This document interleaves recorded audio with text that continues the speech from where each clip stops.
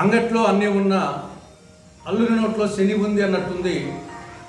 కడప జిల్లాలో రాయలసీమలో నిరుద్యోగ యువత పరిస్థితి.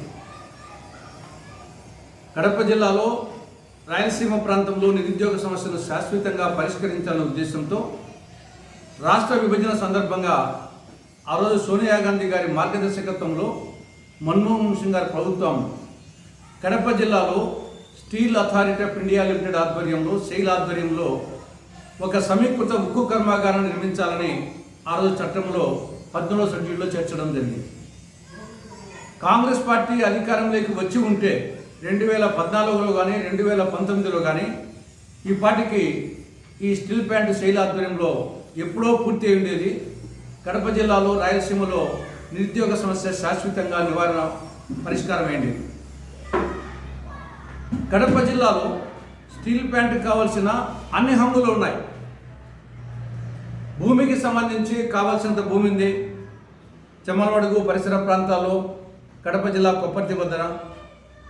నీటికి సంబంధించి జిల్లాలో గండికోట రిజర్వాయర్ ఉంది, మైలవరం రిజర్వాయర్ ఉంది, బ్రహ్మసాగర్ రిజర్వాయర్ ఉంది, పక్కనే సోమశల రిజర్వాయర్ ఉంది. కాబట్టి నీటికి ఇబ్బంది లేదు. ఇక రవాణా సౌకర్యానికి సంబంధించి రోడ్డు సౌకర్యం, రైలు సౌకర్యం, విమాన సౌకర్యం, కృష్ణపట్నం వద్ద వచ్చేసి ఈ యొక్క జల రవాణా గుడక. కాబట్టి రవాణా సౌకర్యానికి అన్నీ ఉన్నాయి. విద్యుత్ శక్తికి సంబంధించి జిల్లాలోనే ఆర్టీపీపీ ఉంది. ఇక ముడిసరుకు సంబంధించి జిల్లాలో కావాల్సినంత సున్నప్రాయి ఉంది, కావాల్సినంత డోలమైట్ ఉంది. హేమటైట్కు మ్యాగ్నటైట్కు సంబంధించి కొంతమేరకు జిల్లాలో ఉంది.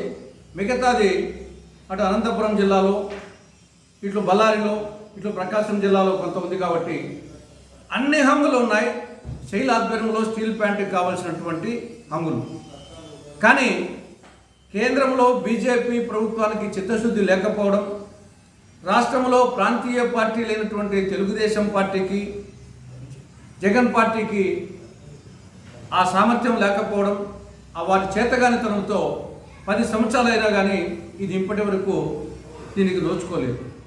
ఎక్కడ వేసిన గొంగళ అక్కడైనా సందంగా ఉంది.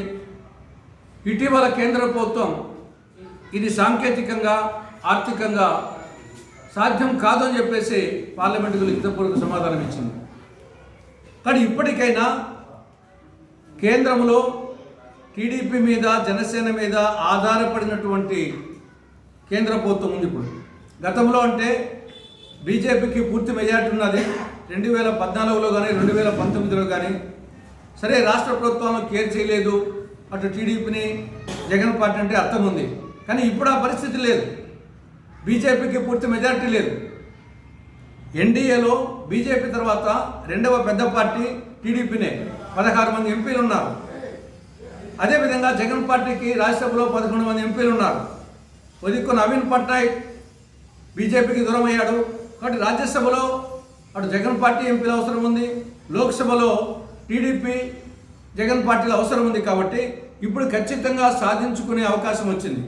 కాబట్టి ఇప్పటికైనా సరే ప్రాంతీయ పార్టీలకు, అటు టీడీపీకి కానీ, ఇటు జగన్ పార్టీకి కానీ, జనసేన పార్టీకి కానీ నిజంగా కడప రాయలసీమ నిరుద్యోగ యువత పట్ల చిత్తశుద్ధి ఉంటే మీరు చిత్తశుద్ధితో కృషి చేసి కేంద్ర ప్రభుత్వము కడప జిల్లాలో సెయిల్ ఆధ్వర్యంలో చట్ట ప్రకారంగా స్టీల్ ప్లాంట్ను ఏర్పాటు చేసే విధంగా చేయాలని కాంగ్రెస్ పార్టీ డిమాండ్ చేస్తూ ఉంది.